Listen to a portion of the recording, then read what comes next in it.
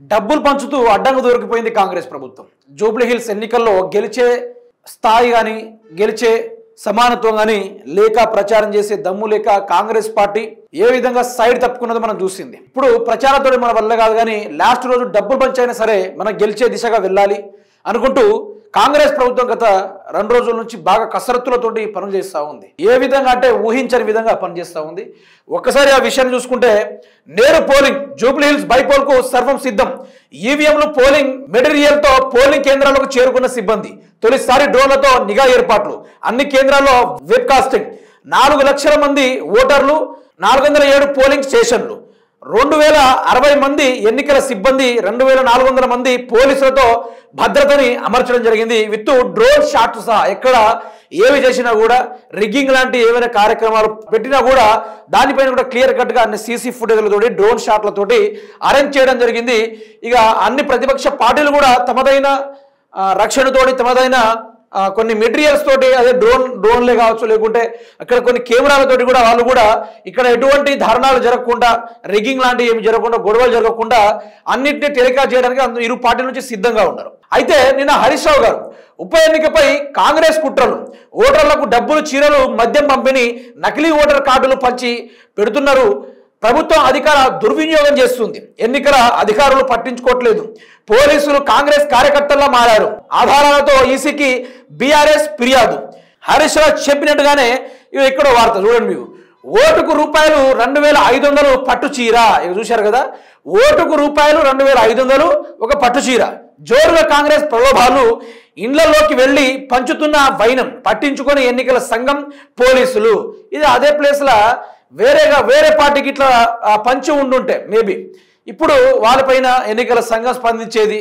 అదేవిధంగా పోలీసు వాళ్ళందరూ వాళ్ళని తీసుకెళ్లి బొక్కలేసి డబ్బులు గుంజుకొని పొట్టు కొట్టేటోళ్ళు ఇట్లాంటివి జరిగేటి. కానీ ఇప్పుడు కాంగ్రెస్ ప్రభుత్వం అధికారంలో ఉంది కాబట్టి నడి రోడ్డు మీద ఇంట్లోకి వెళ్ళి బహిరంగంగా ఆ యొక్క బస్తీలలో ఆ యొక్క గల్లీలలో జూబ్లీ హిల్స్ గడ్డ పైన డబ్బులతోటి కుప్పలుగా పంచుతా ఉన్నారు. ఓటర్ల దొంగ ఓటర్ల ఐడీలను కూడా పంచుతా ఉన్నారు. 1కి 3 సార్లు మీరు ఓటేని మీకు ఆధారాలు ఇస్తున్నా, ఐడి కార్డులు ఇస్తున్నా అనుకుంటూ కాంగ్రెస్ ప్రభుత్వము కొంత డ్రామాకు తెరలేపింది. బీఆర్ఎస్ పార్టీ ఏమో ప్రజల్ని చైతన్యవంతం చేసుకుంటూ బ్రహ్మాండమైన ప్రచారం చేసి తమదైన శైలిలో ప్రజల యొక్క మన్ననలు పొందారు. వాళ్ళ యొక్క ఓట్లను కూడా వాళ్ళ వైపే మొగ్గు చూపేలాగా వాళ్ళు ప్రచారం చేసుకున్నారు. ఇక బీజేపీ పార్టీ అయితే వాళ్ళ నోరు జారడము, ముస్లింల పైన వాళ్ళు హిందూ ముస్లిం అనుకుంటూ వాళ్ళు నానా రకాలుగా అక్కడ లొల్లి పెట్టించే ప్రయత్నం చేసిర్రు. ఇక బీజేపీ పార్టీ దానికి డిపాజిట్లు దక్కదో లెక్క చూసుకుంటే. కాంగ్రెస్ పార్టీ కేటీఆర్ యొక్క ఆ యొక్క ప్రదర్శనను చూసి తట్టుకోలేక కొంత కాపీ కొట్టే ప్రయత్నాలు చేసింది కానీ అది ఫెయిల్ అయిపోయింది. తర్వాత ఎట్టి పరిస్థితుల్లో ఇంకొకసారి జూబ్లీ హిల్స్ లో మనం వెళ్ళొద్దు అనుకుంటూ సీఎం రేవంత్ రెడ్డి ప్రచారానికి భయపడి ఈ రోజు డబ్బులు పంచే కార్యక్రమంలో బిజీ అయిపోయింది. సో ప్రజలు ఎటువైపు మొగ్గబోతున్నారు? ప్రజలు ఈరోజు ఆఖరి తేదీ మీరు ఒక్కటి గుర్తుపెట్టుకోవాలి.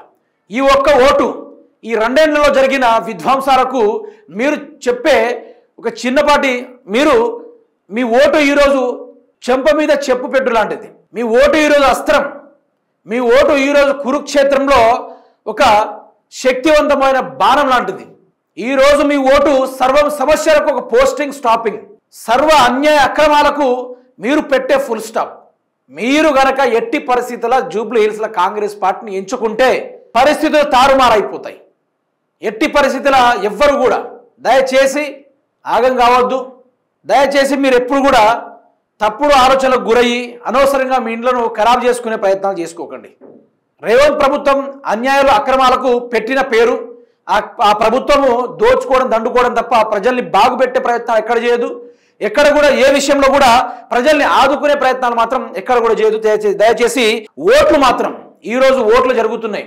ఓటు ఎటు జరిగినా కూడా మీ ఓటు అనేది ఎటువంటి నాయకుడిని, మన భవిష్యత్తు ఏందనేది అట్లాంటి ఒక నాయకుడిని సైడే మీ ఓటు పోవాలి తప్ప ఎట్టి పరిస్థితుల ఇంటి మీద బుల్డోజర్లు తీసుకొచ్చే రౌడీజం, గూండాయిజం చేసి అట్లాంటి వ్యవహారాలపైన మీరు బై మిస్టేక్లో కూడా మిస్టేక్ చేసి ఆ పార్టీకి ఓటు వేయదలుచుకుంటే సర్వం మొదటి నుంచి 2 సంవత్సరాల వ్యవహారం జూబ్లీ హిల్స్ తెరలేపడం మొదలు కాబోతుంది. ఇది ఓన్లీ జూబ్లీ హిల్స్ ఎన్నికలు కాదు, యావత్ తెలంగాణ రాష్ట్రం, భారతదేశం మొత్తం చూసే ఎన్నిక ఇది.